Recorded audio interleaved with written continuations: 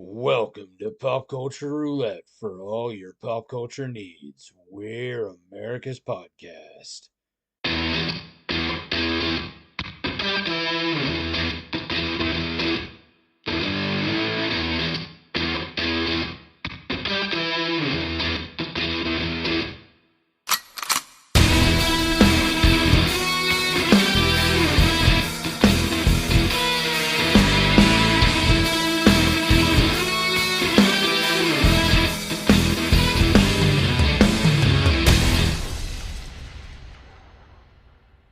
All right, everybody, welcome. This is going to be a strange episode. I'm going to try something that we've never tried before, or I guess I've never tried before, and I'm going to try to do a solo episode. Jeremy's done it a few times pretty successfully, so I'm hoping that maybe I can pull it off. Anyway, I figured it's been a couple weeks since we've done an episode, and since we haven't recorded an episode in a while, I figured let's do something small, quick, and I'm going to give you a 2023 recap of at least my favorite stuff of the year. So let's talk about movies. Favorite movies of the year are going to have to be. We'll start with number five. We'll go Fast X. Was it a great movie? No, but it was a hell of a lot of fun, and Jason Momoa was really cool. Alan Richardson did a great job as the villain. Looking forward to where this franchise is. They say it's going to end, but you know it's not. It's going to go forever and ever. Number four is Megan. It was fun, cheesy. Looking forward to the inevitable Child's Play Megan crossover that at least will happen in my head. Who knows if it'll happen in real life? Three, Barbie. It was good. I didn't want to like it. I didn't think it was going to be good when I first heard about it, when it was announced, or even the first couple trailers. But the wife and I went and saw it, and I enjoyed it. It was really well done. It was really good.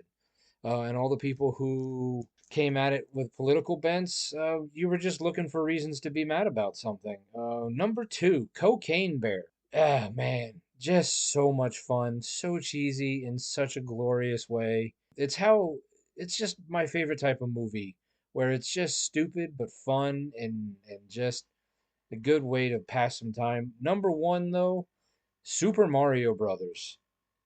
Wow, was that good! So well done, so well acted, so well scripted. Did not expect it to be even in the top 10 of my list when they announced it. The original Super Mario Brothers, the live action one, was, well, it's one of the worst movies ever made. So the fact that this one was awesome is really good.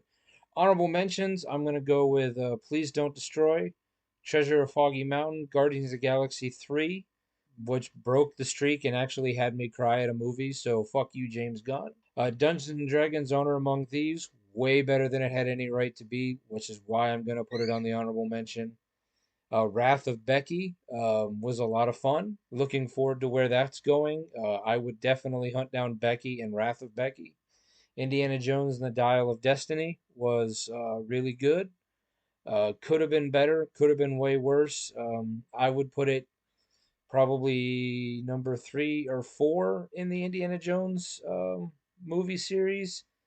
Definitely not as good as not Temple of Doom, as good as Lost Ark or Last Crusade, but better than Crystal Skull. Haunted Mansion, also way better than it had any right to be, but was a lot of fun. And oddly enough, Wonka. Wonka's gonna get an honorable mention here. I hate musicals, and I hate being surprised by musicals even more. But I didn't hate this movie. It was actually fun, and it was pretty good. I still don't understand the Timothy Chalamet obsession that the people seem to have, but he was really good in this movie. I did see a movie called The Creator, which I still don't know how I feel about. This has been months now that I saw this movie, and I need to watch it again. I saw that it just went up on Hulu. I think I need to see it a second time to really understand it and to know how I feel about it. It was a big movie with big ideas, and really was trying to say something that I'm not sure I understood. And if I did understand it, I'm not sure I liked it, but I think it's going to require more viewings to really get down to it. I want to discuss Ant-Man and the Wasp: Quantumania. I liked it. I know a lot of other people didn't, but I'm a Marvel fanboy, so I enjoyed it. There was a lot of really good parts about it, but I can see why people didn't like it. Scream 6, maybe it's time to let that franchise die. Blue Beetle, I will say, was better than it had any right to be, but still not that great. Probably one of the better DC movies, which, unlike the other two DC movies that came out this year, Shazam, Fury of the Gods, and The Flash, some of the worst movies of the year. The Flash, in particular, was travesty, and it should be ashamed of itself for existing. I will say that there are some pretty big movies that I didn't see this year. Napoleon, The Marvels, which would be the first MCU movie I didn't see in the theaters, Oppenheimer, and Spider-Man Across the Spider-Verse. So my top five list could very well change had I seen any of those movies, but I guess we'll never know. I'll get around to watching them and I'll talk about them then. TV shows of 2023. There was some really good ones. What We Do in the Shadows.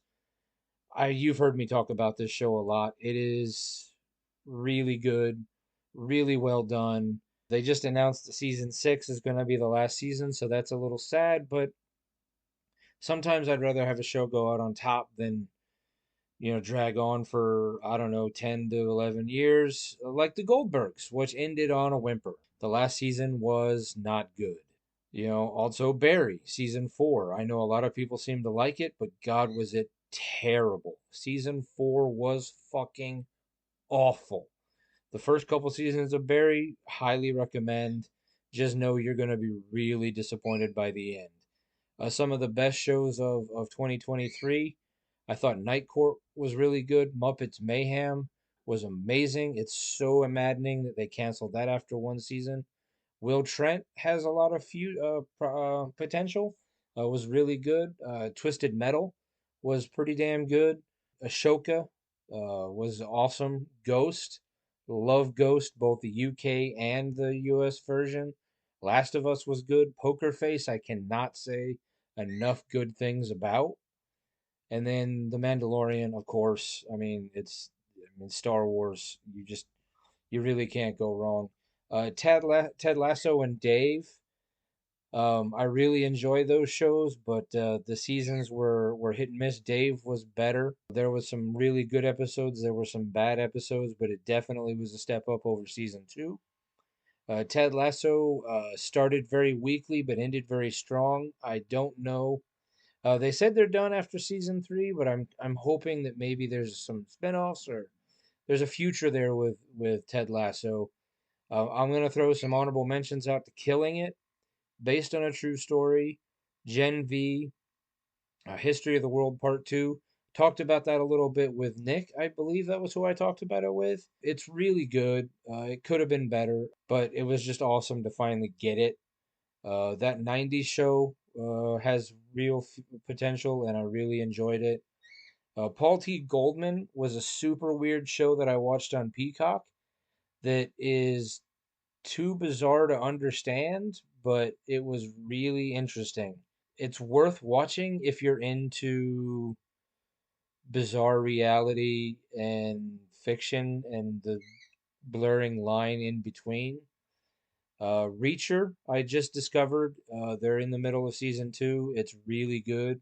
I now get why people were mad at the Tom Cruise movies, even though I didn't hate the Tom Cruise movies.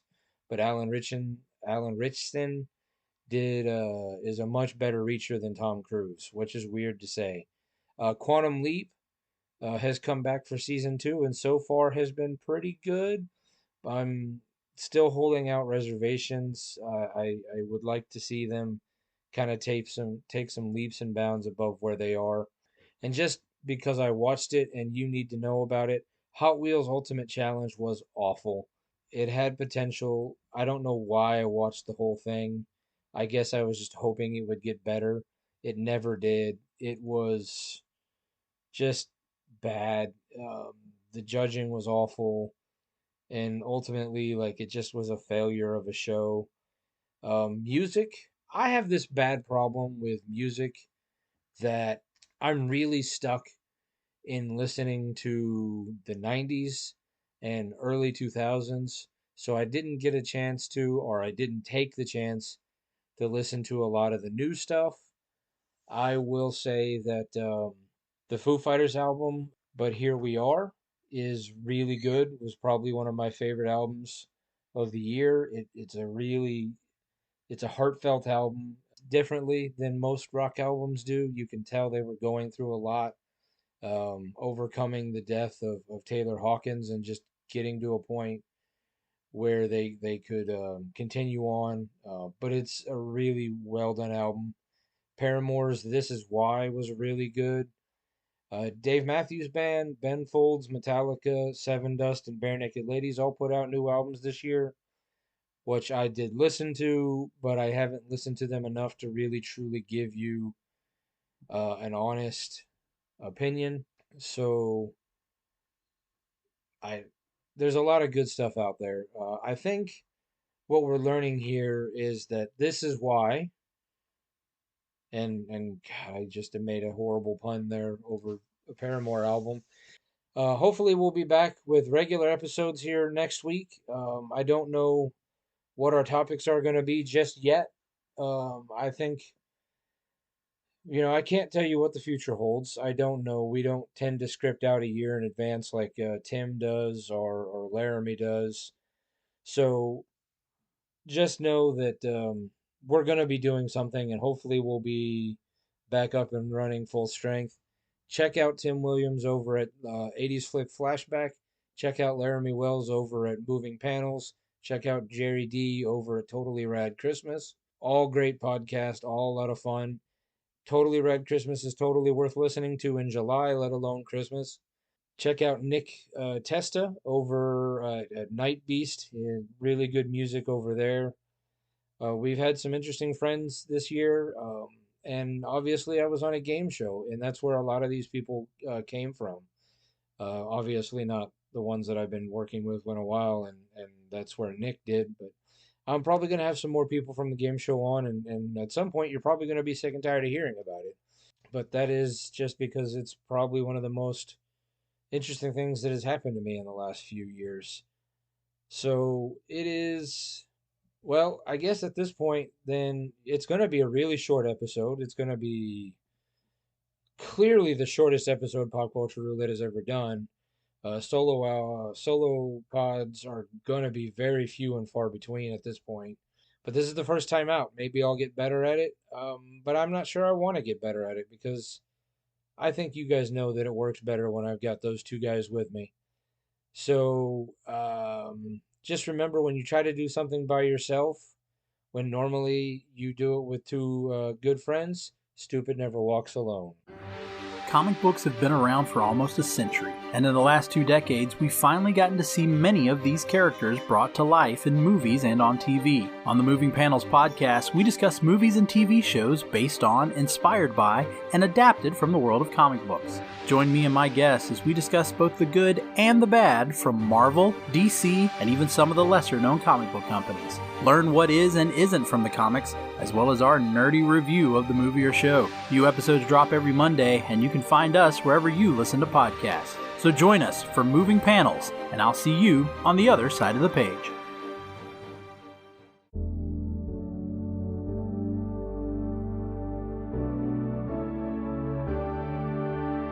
Life moves pretty fast. If you don't stop and listen to the 80s Flick Flashback podcast once in a while, you could miss it. Do you love movies of a certain age? Do you miss the days of VHS tapes, VCRs, and the video rental stores? Does the thought of another 80s movie being remade seem inconceivable? My name is Tim Williams. I'm the creator and host of the 80s Flick Flashback podcast. On each episode, I'm joined by guest co-hosts to discuss one of the many movies released in the 1980s. We share our first-time watch memories, our favorite scenes, and even learn some behind-the-scenes stories about the cast and crew along the way. New episodes are released every other Friday on your favorite podcasting platform. So make like a tree, get out of here, and go listen to an excellent episode of the 80s Flick Flashback podcast. The ad is over. Go home. Go.